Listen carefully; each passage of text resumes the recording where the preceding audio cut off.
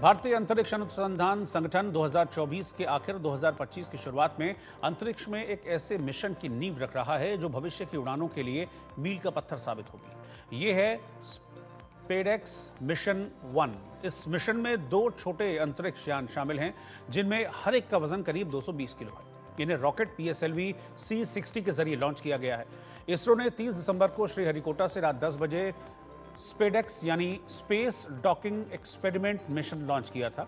इसके तहत PSLV C-60 rocket से 2 स्पेसक्राफ्ट को पृथ्वी से 470 किलोमीटर ऊपर तैनात किया गया था। इसरो के पूर्व साइंटिस्ट विनोद कुमार श्रीवास्तव के मुताबिक ये यान पृथ्वी से 470 किलोमीटर ऊपर चक्कर लगाएंगे। इनमें एक चेजर SDX-01 और दूसरा टारगेट SDX-02 नाम के उपग्रह हैं। इस मिशन का मकसद सफल डॉक किए गए अंतरिक्ष यानों में एनर्जी ट्रांसफर करना और अनडॉकिंग के बाद पेलोड का संचालन करना है। इसरो ने स्पेस डॉकिंग एक्सपेरिमेंट यानी स्पेडएक्स के सफल ट्रायल में 2 स्पेस सैटेलाइट के बीच दूरी पहले 15 मीटर फिर 3 मीटर तक रखी। इसके बाद दोनों सैटेलाइट्स को वापस सुरक्षित दूरी पर ले जाया गया।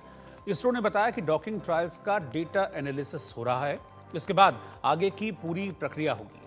आपको बता दें कि स्पेडएक्स मिशन की डॉकिंग 2 बार टल चुकी है। ये पहले 7 जनवरी और फिर 9 जनवरी को किया जाना था। अब ये समझते हैं कि डॉकिंग और अनडॉकिंग की जो प्रक्रिया होती है वो क्या होती है। इसरो में साइंटिस्ट रहे विनोद कुमार श्रीवास्तव के मुताबिक स्पेडएक्स मिशन के तहत किसी अंतरिक्ष यान को डॉक और अनडॉक करने की क्षमता को प्रदर्शित किया जाएगा। अगर आसान शब्दों में से कहें तो एक अंतरिक्ष यान से दूसरे अंतरिक्ष यान के जुड़ने को डॉकिंग और अंतरिक्ष में जुड़े 2 अंतरिक्ष यानों के अलग होने को अनडॉकिंग कहा जाता है। ये प्रक्रिया बड़ी सावधानी से होती है क्योंकि 28,800 किलोमीटर की रफ्तार से दूसरे ऑब्जेक्ट से जुड़ने वाले स्पेसक्राफ्ट के तेजी से टकराकर भस्म होने का खतरा बना रहता है।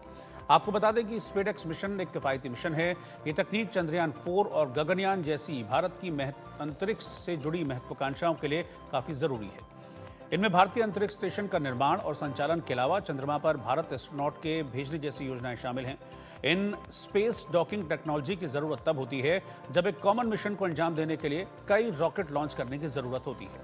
ये एक जटिल काम है जिसे अंजाम देने के लिए बेहद संवेदनशील तरीके के डेटा का इस्तेमाल होता है। यही वजह है कि इसरो हर कदम बहुत फूंक कर रख रहा है। स्पेडएक्स मिशन के तहत अमेरिका में भेजे जाने वाले 2 उपग्रहों में से एक चेजर SDX-01 और दूसरा टारगेट SDX-02 हैं। ये दोनों तेज रफ्तार से पृथ्वी का चक्कर लगाएंगे। ये दोनों समान गति के साथ एक ही कक्षा में स्थापित होंगे। इसे फॉर रॉन्डेवू भी कहा जाता है। स्पेडएक्स मिशन की सफलता के बाद अमेरिका, रूस और चीन के बाद भारत दुनिया में चौथा ऐसा करने वाला देश बन गया है जिसके पास स्पेस डॉकिंग टेक्नोलॉजी है। जैसा कि हमने आपको पहले भी बताया था कि 30 दिसंबर को PSLV C-60 रॉकेट से 470 किलोमीटर की ऊंचाई पर 2 छोटे स्पेसक्राफ्ट टारगेट और चेजर को अलग अलग कक्षाओं में लॉन्च किया गया। इस तैनाती के बाद दोनों स्पेसक्राफ्ट करीब 29,000 किलोमीटर प्रति घंटे की रफ्तार से अंतरिक्ष में गए।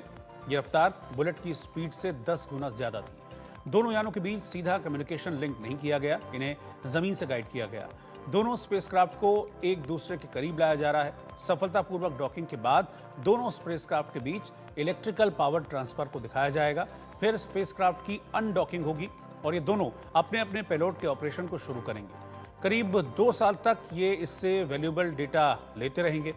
आपको बता दें कि मिशन की कामयाबी पर ही भारत का चंद्रयान 4 मिशन निर्भर है, जिसमें चंद्रमा की मिट्टी के सैंपल पृथ्वी पर लाए जाएंगे। चंद्रयान 4 मिशन को 2028 में लॉन्च किया जा सकता है।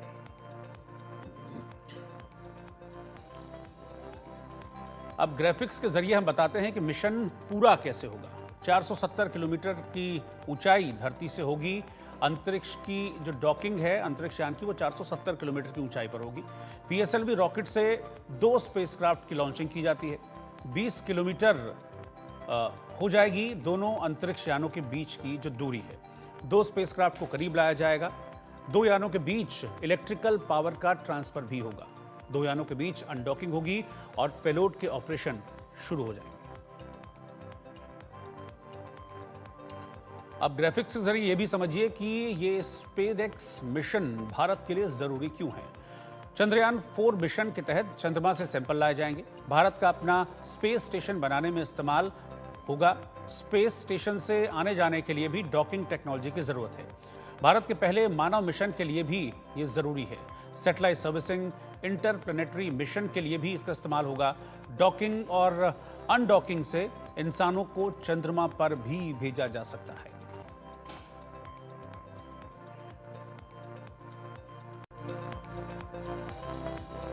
नए साल में भारत की सेना और ज्यादा ताकतवर हो जाएगी। सेना की मजबूती की दिशा में सरकार अहम डिफेंस डील करने जा रही है।